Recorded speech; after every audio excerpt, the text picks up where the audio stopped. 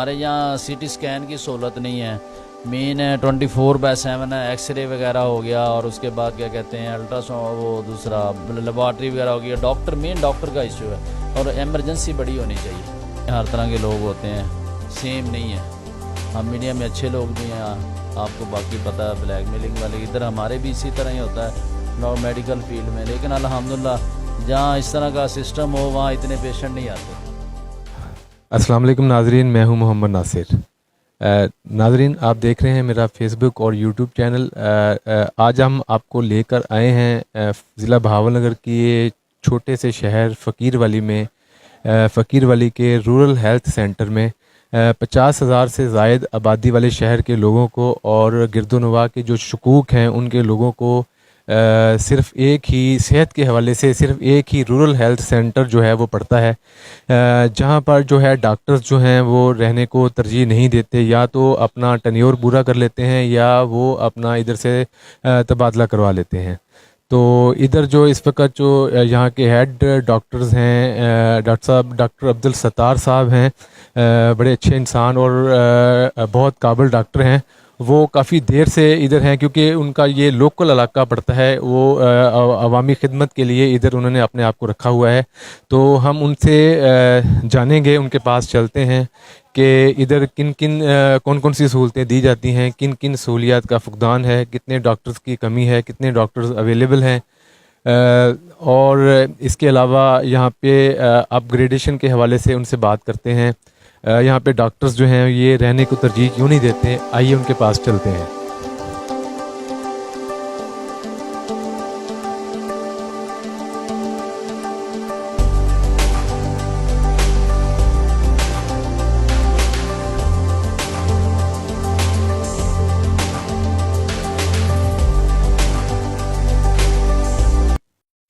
जी, हमारे साथ इस वक्त बैठे हैं जी डॉक्टर अब्दुल सत्तार साहब, यहाँ के इंचार्ज हैं। तो माशाल्लाह से ये बहुत सारे डॉक्टर्स जो हैं, जैसे मैं आपको पहले बोल चुका हूँ कि यहाँ पे रहने को तरजीह नहीं देते।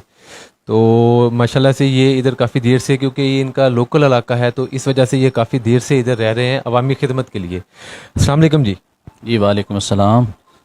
अच्छा डॉक्टर साहब, मैं आपसे पहला सवाल ही जो ना इस हवाले से पूछना चाह रहा हूँ कि डॉक्टर्स जो हैं इधर रहने को तरजीह क्यों नहीं देते, क्या वजह है? कि हालांकि जो कुछ डॉक्टर्स जो हैं इधर से तबादला करा लेते हैं या कुछ टन्योर अपना पूरा करते हैं, ये 1-2 साल का होता है, उसके बाद वो यहाँ से चले जाते हैं।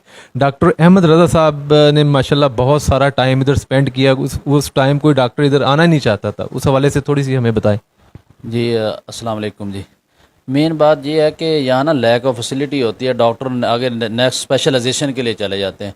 हमारा ना सीआईपी के सिस्टम है, इंडक्शन पॉलिसी है, जिसमें 2 साल की जो ट्रेनिंग जो होता है ना पेरी फ्री में, वो ज़रूरी होती।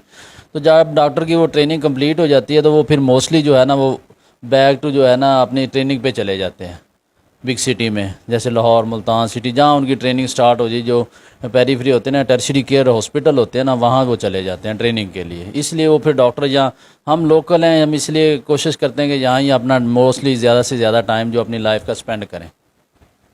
सही हो गया जी। अच्छा डॉक्टर साहब, हमारे इस RHC में क्या क्या सहूलियात दी जाती हैं? हालांकि 50,000 से ज़ायद आबादी है तकरीबन, तो सहूलियात कम हैं, लोग जो है ना वो प्राइवेट जो दिखाने को तरजीह देते हैं।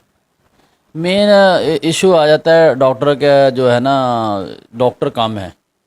हम अभी इस वक्त 2 डॉक्टर हैं, अब तीसरा डॉक्टर 142 के साथ जो BH जो ना उसकी अटैचमेंट CO साहब ने यहाँ किया, क्योंकि इलेक्शन की वजह से नए जो है ना इंटरव्यू वगैरह नहीं हो रहे, इसकी वजह से फिर ये जो है ना मेन है। बाकी हमारे पास अभी इस वक्त यहाँ लेडी डॉक्टर की सहूलत मौजूद नहीं है। 1-2 लेडी डॉक्टर साहबा थी, वो चली गई अपनी ट्रेनिंग पे, ठीक हो गया। बाकी यहाँ हमारे जो है अल्हम्दुलिल्लाह हर तरह का अल्ट्रासाउंड की सहूलत है, एक्सरे की सहूलत है, ECG की सहूलत है, ठीक है ना, MLC होती है, पोस्टमार्टम होता है, और बाकी उसके बाद नॉर्मल डिलीवरियाँ होती हैं।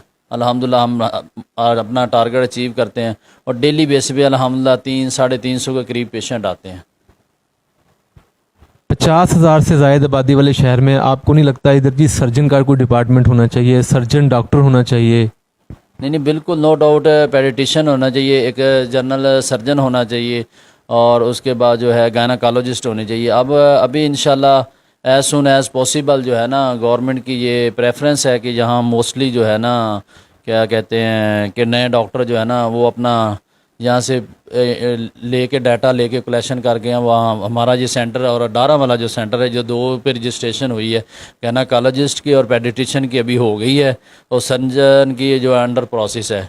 इंशाल्लाह एज सुन एज़ पॉसिबल उन्होंने ये बिल्डिंग वगैरह के भी पूरा एक डिपार्टमेंट बनाना है सेपरेट।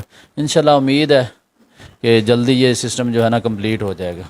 जिस तरह THQ होता है जी, तहसील हेडक्वार्टर, इस तरह ये होना तो ये चाहिए कि आबादी के लिहाज से जो होना चाहिए। RHC और THQ में क्या फ़र्क है, मतलब कि इधर RHC में कितने तक डॉक्टर जो हो सकते हैं?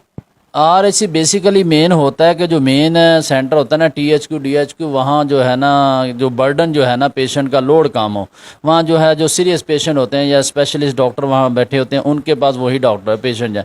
जो अब इंशाल्लाह as soon as possible government की प्रेफरेंस है कि जो BHU हैं और RHC हैं इनको अपग्रेडेशन के लिए इनका प्रोसेस जारी है। जो है BHU ये भी 24/7 हो जाने हैं RHC में।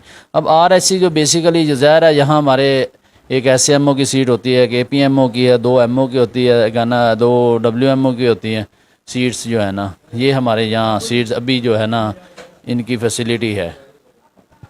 देखें ना जी कि जिस तरह की सहूलियात है, बिल्डिंग भी वही तकरीबन को 30 साल पुरानी है और जो भी कोई थोड़ा बहुत जो सीरियस मरीज़ भी आता है ना जी, सीरियस नहीं है ना जी, तो होना ये चाहिए कि सहूलियात इधर हों। बताएं कौन कौन सी सहूलियात जो हमारे इधर नहीं है होनी चाहिए?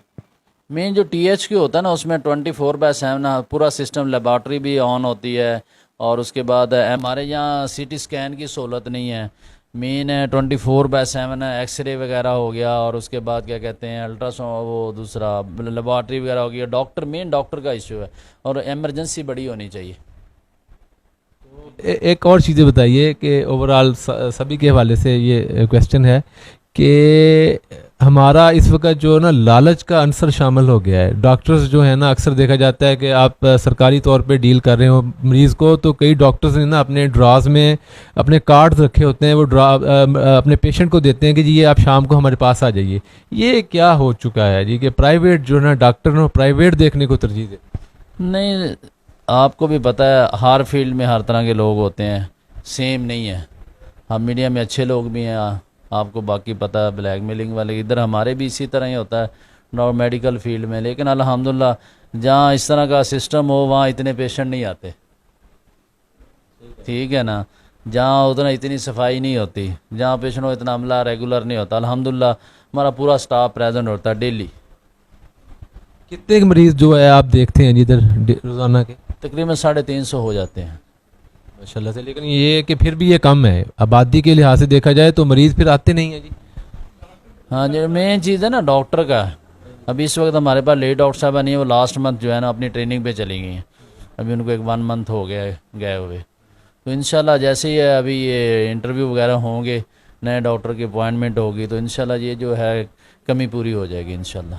बहुत मेहरबानी जी, बहुत शुक्रिया। डॉक्टर अब्दुल सत्तार साहब अपने ख्यालात का इजहार कर रहे थे। यकीन जानिए जब से डॉक्टर अब्दुल सत्तार साहब इधर आए हैं कि हॉस्पिटल को काफ़ी अपग्रेडेशन मिली है। इनकी सोच बहुत अच्छी है, यंग सोच है, तो बहुत सारी इनके जो सोच में है कि इनको इस हॉस्पिटल को आगे तक लेके जाना है, कि इसको अपग्रेड करवाना है। तो उम्मीद है मेरी इस वीडियो से आपको ज़रूर फ़ायदा हुआ होगा। मेहरबानी जी, अस्सलाम वालेकुम।